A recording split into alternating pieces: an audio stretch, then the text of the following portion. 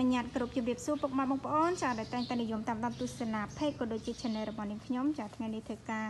បង្ហាញជាមួយនឹងប្រភេទឡានសាំយ៉ុងទឹកកាត់ចូលក្តៅពុកម៉ែបងប្អូនណាទឹកកាត់ចូលមកដល់ភ្លាមចាធ្វើការឡាយជូនផ្លែតចាគាត់ថាទឹកក៏អត់លាងដែរចាដាក់ជូនទស្សនាមកយកមកភ្លាមចឹងហ្មងស្រួលមើលចាសម្រាប់ជាគៀងថ្មីចាជាគៀងថ្មីជាគៀងស៊ីនចាឆ្លាក់លេខជាដើមឡាននៅមកស្អាតពុកម៉ែបងប្អូនណា12កៅអីមកគ្រឿងនេះ12កៅអីចា2អូភ្នំពេញចា10លេងកាងរួចអីរួចចាមកស្អាតចាតាក់តងជាមួយនឹងការរៀបចំអីចាយកមកស្អាតស្រាប់រៀបចំអត់តាន់បានរៀបចំអីច្រើនណាស់ណាទេអត់បានធ្វើអីទេយកមកមិននៅអញ្ចឹងចា12កៅអីឆ្នាំ98ពុកម៉ែបងប្អូនណាចាស្ញាប់ឈៀកពុនភ្លើអីរួចរាល់អស់ហើយចាហើយឡានក៏អត់មានធ្វើច្រើនដែរចូលមក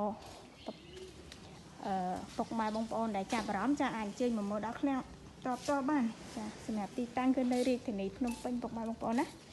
ចាទីតាំងគឺនៅរាជធានីភ្នំពេញក្នុងក្រៅអីមកអែម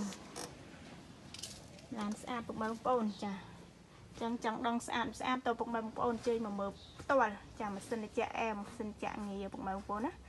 ចាវាំងណូនអីនៅមកស្អាតចាដំបូ original ចាកៅអីគ្រប់គ្រាន់ឯកសារគ្រប់ចាជាពិសេសឡានឯកសារគ្រប់ពុកម៉ែបងប្អូនចាក្នុងក្រៅអីអត់មានទាស់ចិត្តទេពុកម៉ែបងប្អូនចាទឹកថ្នាំសាច់ដែកអីអែមក្រៅក្នុងចាប្រអប់លេខស្អាតម៉ាស៊ីនស្ងាត់ចឹងព័ត៌មានលម្អិតពុកម៉ែបងប្អូនអាចតាក់ទងតាមរយៈលេខទូរស័ព្ទពីខ្សែខាងក្រោមវីដេអូបានតាក់ទងជាមួយនឹងបានមេសាក់ស៊ីបាគេក៏អែមដែរពុកម៉ែបងប្អូនចាឡានយកមកមិននៅអញ្ចឹងតន់បានទាំងលាងទឹកហើយយ៉ានកង់អីប្រើបានមកស្អាតយ៉ានកង់ថ្មីកែងក្រួយអីនៅមកសំរុំ